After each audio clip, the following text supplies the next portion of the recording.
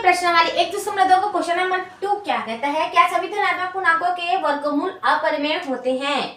ठीक है, तो देखिए धनात्मक पूर्णांकों के वर्गमूल, ठीक है, जो पूर्णांक होगा वो धनात्मक होगा, उसका वर्गमूल हमें अपरिमेय होता है या परिमेय होता है ये बताना होता है। तो हम लोग मान के चलिए वर्गमूल 1 ले लेते हैं। ठीक है, तो क्या ये परिमेय है, तो देखिए 1 आया है, वर्गमूल 1 का मान कितना होता है, 1 ही होता है, तो हम इसे बटा में 1 लिख सकते हैं। तो ये क्या कहलाएगा, ये कहलाएगा आपका परिमेय। ठीक है, और दूसरा लेते हैं हम वर्गमूल 2। ठीक है, तो ये वर्गमूल 2 क्या कहलाएगा, वर्गमूल 2 है, इसका मान तो वर्गमूल 2 ही रहेगा। ठीक है, तो ये हो जाएगा आपका अपरिमेय। क्लियर है, ये हो जाएगा आपका अपरिमेय। उसी से हम एक और लेते हैं वर्गमूल 3। ठीक है, ये भी आपका अपरिमेय कहलाएगा। और लेते हैं वर्गमूल 4 लेते हैं। वर्गमूल 4 का मान कितना होता है, 2 होता है, तो ये आपका हो जाएगा 2/1, तो ये हो जाएगा आपका परिमेय हो जाएगा। ठीक है, तो इसके हिसाब से ये बोल रहा है कि क्या सभी धनात्मक पूर्णांकों के वर्गमूल अपरिमेय होते हैं।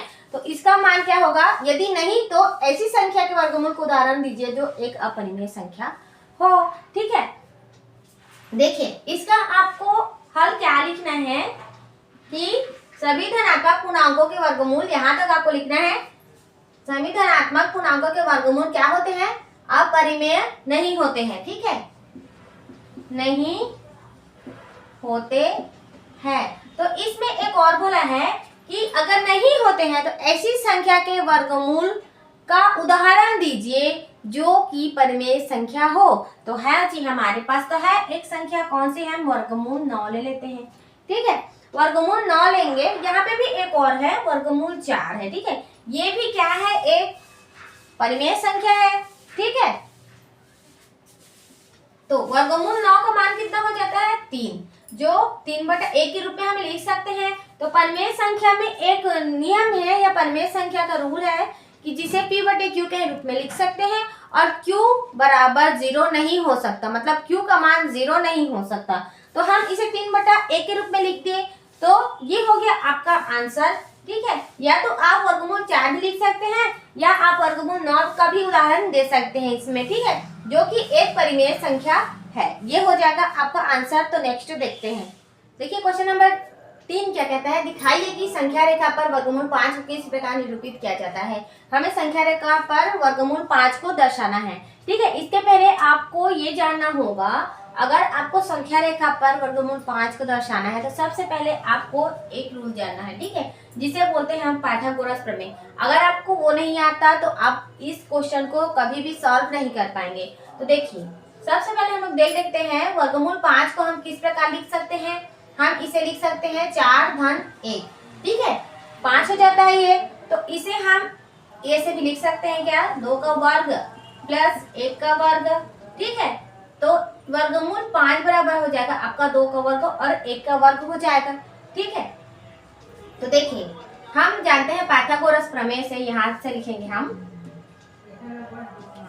ये हो जाएगा आपका पाइथागोरस प्रमेय से। तो हमारा पाइथागोरस प्रमेय क्या कहता है कि कर्ण का वर्ग बराबर लंब का वर्ग प्लस आधार का वर्ग होता है। ठीक है, तो इस पाइथागोरस प्रमेय को हम कैसे जानते हैं, हम जानते हैं एक समकोण त्रिभुज से। ठीक है, ये होता है एक समकोण त्रिभुज। क्यों होता है, क्योंकि इसमें 90 अंश का कोण बनता है, जहाँ पे ये हो जाता है आपका लंब, ये हो जाएगा कर्ण और ये हो जाएगा आपका आधार। ठीक है, क्लियर है। तो इस हिसाब से हमें यहाँ पे निकालना है। तो देखिए हम एक संख्या रेखा लेते हैं। ठीक है, तो इसे हम थोड़ा सा देर में लिखेंगे। तो एक संख्या रेखा ले लेंगे हम यहाँ से, ये हो जाएगा 0, ये हो जाएगा 0, 1, 2, 3। ठीक है, ये हो जाएगा ऋण 1, ये ऋण 2 और इधर हम ले लेंगे ऋण 3। ये आगे भी जाएगा ना, ये 3 तक ही नहीं रुकेगा, ये जाएगा आपका अनंत तक, ये भी जाएगा आपका अनंत तक। क्लियर है। तो देखिए यहाँ पे हमें 2 दिख रहा है। ठीक है, 2 दिख रहा है, तो हम जो ये 2 है इसमें एक लाइन ड्रॉ करेंगे जिसकी लंबाई क्या होगी, 1 से लेके हम 2 तक लिखेंगे। इसे प्रकार के हिसाब से करेंगे जिससे 2 पे 90 डिग्री का कोण बनेगा। लेकिन यहाँ पे प्रकार नहीं है तो मैं सेम ऐसे ही बता दे रही हूँ, ठीक है। ये जो 1 और 2 के बीच में जितनी भी लाइन है, ठीक है, जितनी लंबी लाइन है वहां से हमें 2 से एक लंबी लाइन लेना है, ठीक है। यहाँ तक आ जाएगा आपका, यहाँ तक आ गया।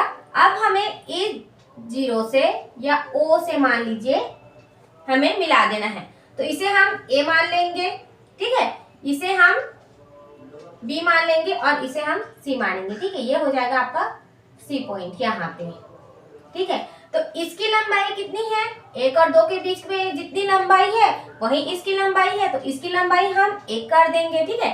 और ये जो B से C तक की जो लंबाई है उसकी कितनी है, तो ये 2 है, ठीक है, 2 इंच है। यहाँ से 0 1 2 तक है, ठीक है, 2 इंच या 2 सेंटीमीटर आप बोल सकते हैं, ठीक है। ये हो गया आपका, 1 यहाँ हो गया, 2 हो गया। तो अब आप इसे निकालेंगे, कर्ण का वर्ग जो निकालेंगे उसका मान क्या आएगा बेटा, तो ये आएगा आपका वर्गमूल 5। अब आप बोलेंगे मैम ये वर्गमूल 5 क्यों आ रहा है, तो चलिए इसे भी हम देख लेते हैं कि वर्गमूल 5 क्यों आ रहा है। मैंने बताया था कि इस क्वेश्चन में आपको पाइथागोरस प्रमेय का सूत्र लगाना है, तो यहाँ पे आपका हो जाएगा, देखिए ये भाग आपका क्या कहलाएगा, कर्ण कहलाएगा, ठीक है, क्लियर है यहाँ से।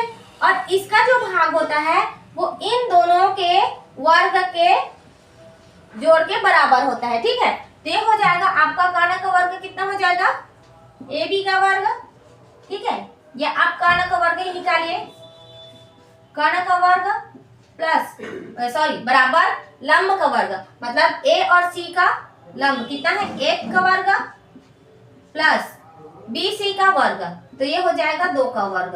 कितना हो गया, 1 का वर्ग 1, 2 का वर्ग कितना हो गया 4, और ये हो जाएगा आपका 5। कर्ण का वर्ग आ रहा है आपका 5 आ रहा है, ठीक है। तो कर्ण बराबर कितना हो जाएगा, कर्ण बराबर हो जाएगा आपका वर्गमूल 5 आएगा ना। तो ये वर्गमूल 5 जो है वो कर्ण का मान है, ठीक है। उसी के हिसाब से यहाँ पे आपको रखना है।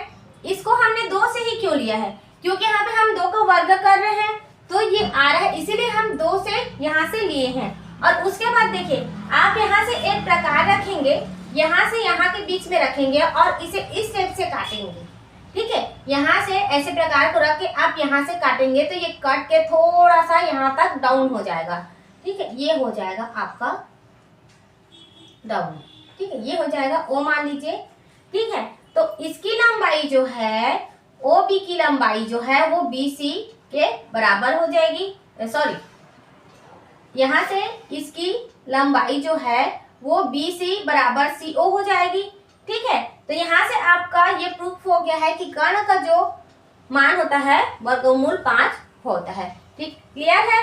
इस टाइप से क्वेश्चन में आपको पाइथागोरस प्रमेय लगाना है, प्लस आपका प्रकार का यूज करना है, और यहाँ से प्रकार को रख के यहाँ से आपको काटना है तो 90 डिग्री का कोण बनेगा, यहाँ पे बन रहा है, ठीक है, 90 डिग्री का कोण। तो इस प्रकार से ही क्वेश्चन को सॉल्व करना है, चाहे वो वर्गमूल 5 का हो, वर्गमूल 3 का हो या वर्गमूल 2 का हो, सेम आपको यही प्रोसेस आपको करना है, क्लियर है। तो यहाँ तक आपका 1.2 कंप्लीट होता है। तो आगे वीडियो में हम लोग पढ़ेंगे, आगे क्लास में हम लोग पढ़ेंगे कि 1.3 प्रश्नावली को सॉल्व कैसे किया जाता है, ठीक है। तो अब मिलते हैं अगले क्लास में, तब तक देखते रहिए, सीखते रहिए, मैथ्स के रिविजन करते रहिए। Thank you.